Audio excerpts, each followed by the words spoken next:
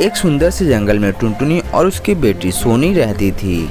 टुनटुनी चिड़िया आम का व्यापार करती थी। वो हर सुबह आम बिक्री करने के लिए घर से जाती थी।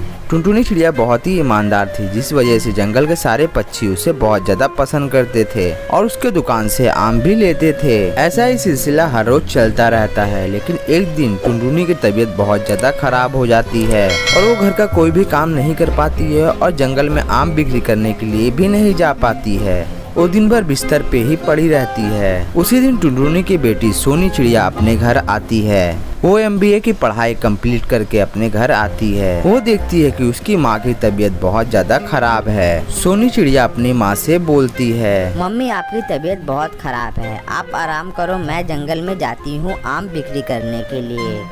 नहीं बेटा, तूने MBA कंप्लीट किया है, इतने पढ़ने लिखने के बाद तू आम बिक्री करने के लिए जाएगी तो जंगल के सारे पक्षी मुझे भला बुरा कहेंगे।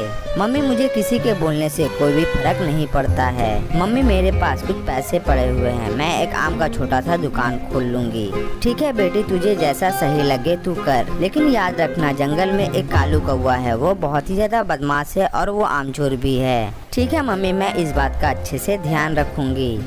उसके बाद सोनी चिड़िया अपने बचे कुचे पैसे से एक आम का दुकान खोलती है और उस आम का दुकान का नाम रखती है MBA आम वाली। कुछ दिन तक तो सोनी चिड़िया की दुकान एकदम नहीं चलती है। फिर एक दिन सोनी चिड़िया अपना दिमाग लगाती है कि वो सभी लोगों को फ्री में आम देगी। फ्री में आम मिल रहा है, ये बात सुनकर जंगल के सभी पक्षी वहाँ पर एक एक करके आते हैं और आम लेकर चले जाते हैं। फिर दूसरे ही दिन से MBA आम वाली बहुत ही ज्यादा मशहूर हो जाती है पूरे जंगल में।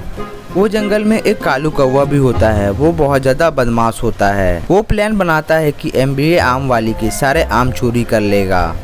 दूसरे दिन जब MBA आम वाली अपना आम बिक्री कर रही होती है तो कालू कौवा मौके की तलाश में होता है कि मौका मिलते ही वो सारे आम चोरी कर लेगा। वो जैसे ही मौका देखकर आम चोरी करने के लिए जाता है, वैसे ही सोनी चिड़िया की माँ टुनटुनी वहाँ पर आ जाती है और उस कालू कौवे को पकड़ लेती है। मुझे पता था कालू कौवे तू जरूर आएगा, इसीलिए मैं यहाँ पर इंतजार में थी कि तू आएगा, मैं तुझे पकड़ूंगी। उसके बाद सोनी चिड़िया और टुनटुनी दोनों मिलकर उस कौवे को पुलिस के हवाले कर देती है और पूरे जंगल में उस कौवे का खौफ खत्म हो जाता है। फिर दोनों माँ बेटी मिलकर उस दुकान में आम बिक्री करती है और कुछ ही दिनों में वो लोग बहुत ही ज्यादा पैसे वाले हो जाते हैं और खुशी खुशी अपना आम का व्यापार करते हैं।